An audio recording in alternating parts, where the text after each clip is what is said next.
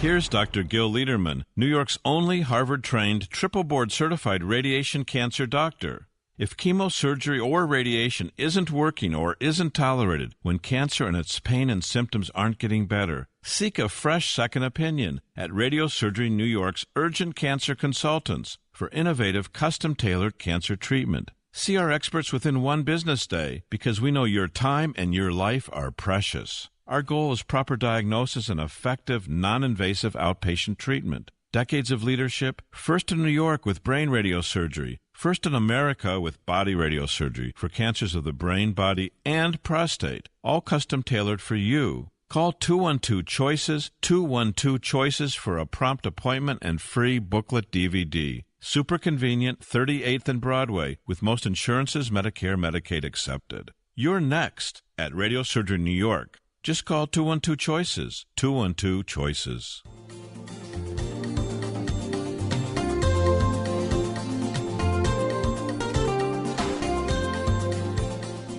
Welcome, everybody. It's the Radiosurgery Show with Dr. Gil Lederman, MD, New York's only Harvard-trained, triple-board-certified radiation oncologist who brings you the latest cancer treatment news, interviewing world-renowned cancer experts, delving into special cases, and, of course, answering your questions. I'm Rob Redstone, broadcasting from the WABC studios in the heart of New York City. And now, please welcome Dr. Lederman. Hi, good morning. It's Gil Lederman. We hope you're all warm and cozy out there. It is really cold, and the snow's coming, right, John? That's what I'm hearing. I'm hearing it's going to be a little bit of a storm today, so stay inside if you can, and certainly keep warm. Oh, come on, help me shovel. I need some help shoveling. Please come over to my place and bring a shovel. Even I'll give you a shovel. We'll talk about it after the show, Doc. And I'll make you some chicken soup. We have John Taransky here. Coop is on the controls, and here's Aaron. So everyone is in place. We're ready to take your calls. We're live. And you can pinch me if you want to find out that I'm really alive. Yeah, that's right. So if you have any questions for the doc, give him a call, 1-800-848-WABC-radio. So I have a lot of interesting things to talk about. I think almost too much interesting to talk about. I was at national cancer meetings this week for prostate cancer, and I'm going to talk about prostate in a little bit, but there's a lot of new data and interesting data and economic data and medical data that I think every man and their loved ones should know about. So you can call me later about it, or I'll try to get to that within the show. I have several patients I want to talk about because the patients are so striking. And remember, a few weeks ago I told you about a woman who was a best friend of one of my very dear friends. 50-year-old woman had melanoma.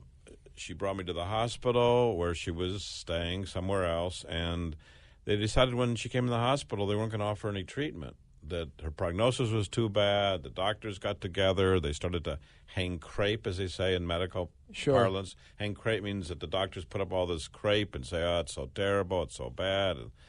And she went from walking in the hospital to being comatose, thrashing about, not knowing day from night. Yeah. Under no treatment.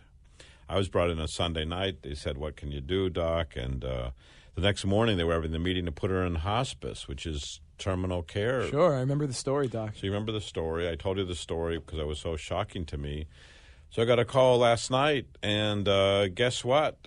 How's our patient doing? I'm hoping better than she was. Yeah, she's walking and talking. I figured you were going to tell me that, Doctor. We started radiation, and she's walking and talking and has made a substantial recovery, even though for 4 or 5 weeks she was totally untended. Yeah, unreal. So there is hope. There's always hope as long as the patient is there and the patient and family want some treatment and give a chance to the patients.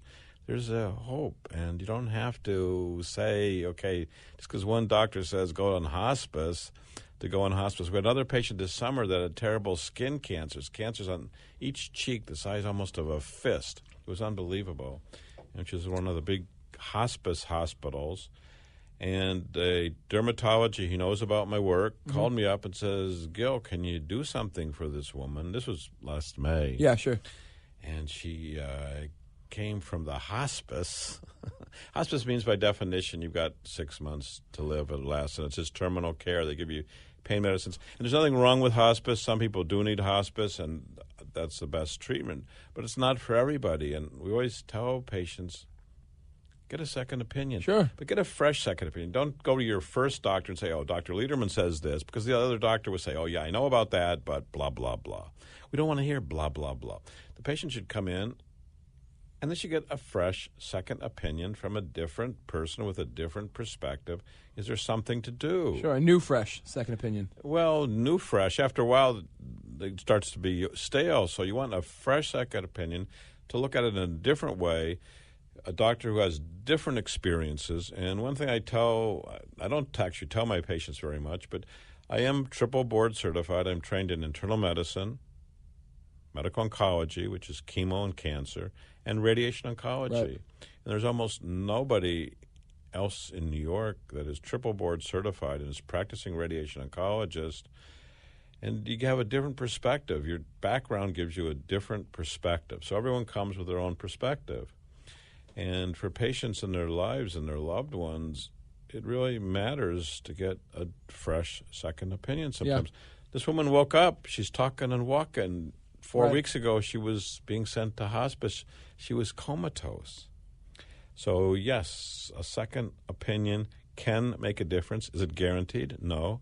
Is there a chance? Yes. Yeah. And so, this woman, the woman that took me to this patient, now has a mother, and the mother has lymphoma.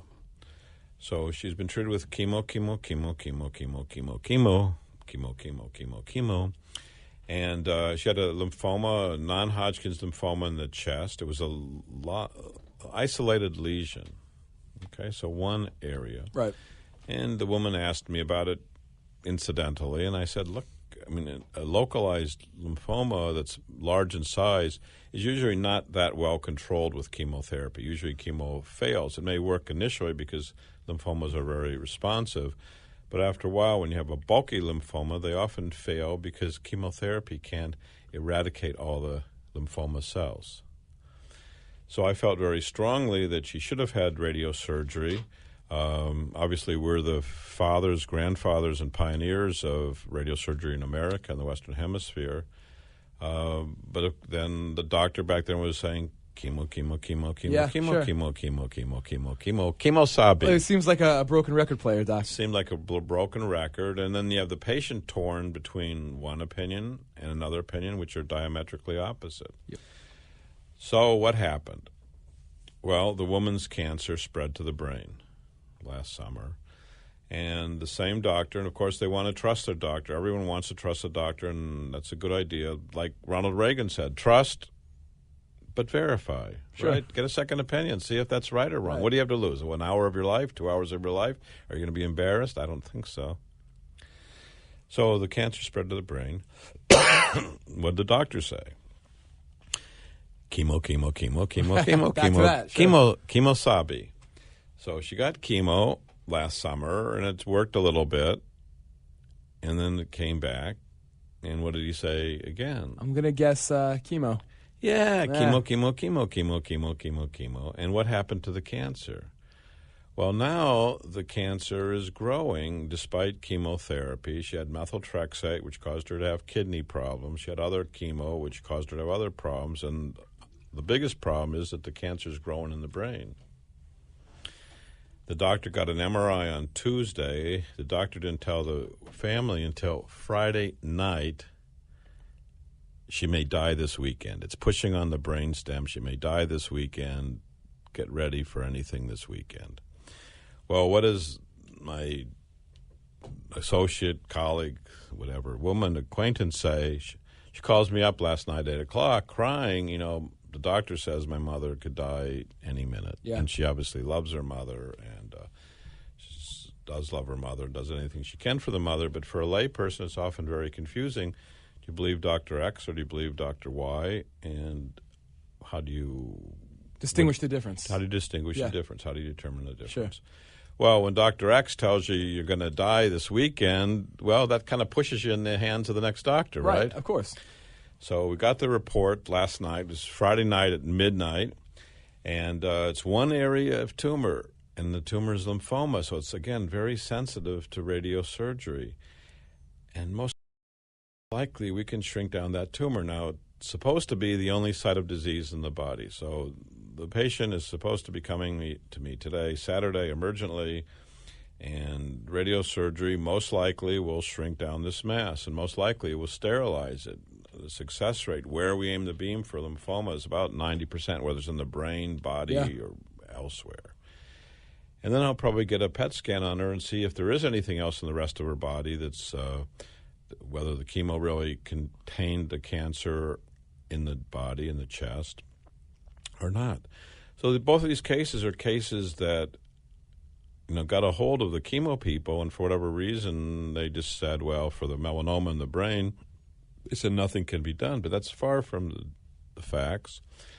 This first woman started radiation and is now walking, talking when she was comatose 4 weeks ago and going on hospice. The second woman was told she's going to die this weekend.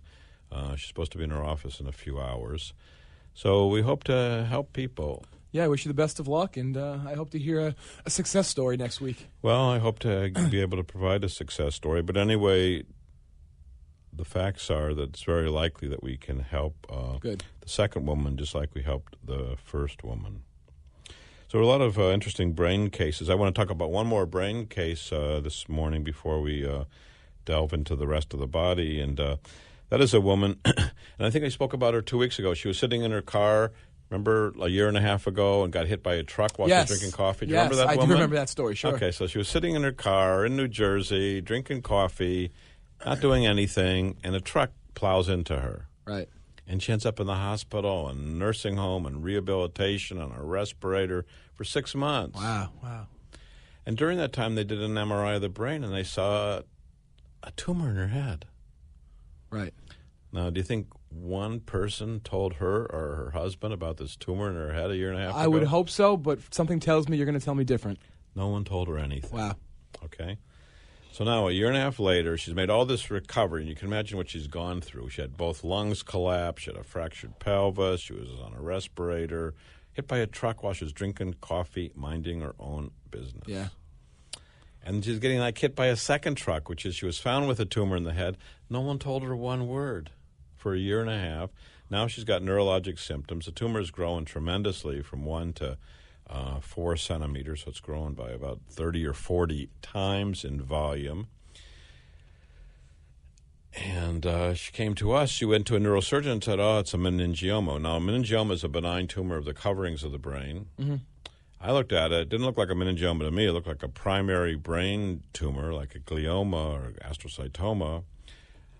Got a hold of 2 neuroradiologists, both of whom agreed with me. Mm-hmm. And, in fact, we had surgery done on this tumor, and it is a high-grade primary brain tumor. And high grade means it's a rapidly growing tumor. Sure. So she's going to need radiation. She made it through the surgery well. We recommended radiosurgery, which allows us to focus the treatment right on the tumor area, hit the tumor area in the tentacles, and leave the rest of the brain intact.